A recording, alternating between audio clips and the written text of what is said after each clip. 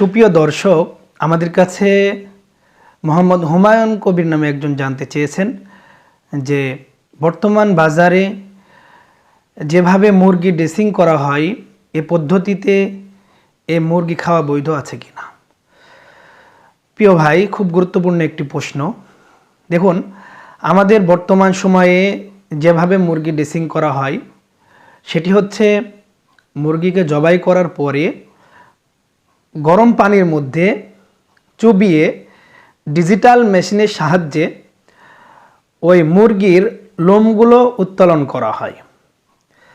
এখন কথা হচ্ছে, গরম পানির ভিতরে যদি মুরগিটি এতক্ষণ সময় পর্যন্ত রাখা হয় যতক্ষণ সময় রাখলে মুরগির ভিতরে যে নাড়ি ভুঁড়ি থাকে, রক্ত থাকে, এগুলো মাংসের সাথে মিশ্রিত হয়ে যায়।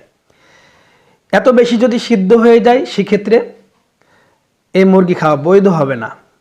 কিন্তু বর্তমান সময়ে মেশিনগুলোতে আমরা দেখেছি যে অল্প কিছু সময়ের জন্য গরম পানির ভিতরে রেখে মেশিনে দেওয়া হয়, যার কারণে মুরগির মাংস এভাবে সিদ্ধ হয় না। সিদ্ধ হয়ে মুরগির ভিতরে যে নাড়ি ভুঁড়ি থাকে, রক্ত মাংস থাকে, ওইগুলোর সাথে মিশ্রিত হয়ে যায় না, যার কারণে এই ধরনের ড্রেসিং করা মুরগি খাওয়া বৈধ আছে।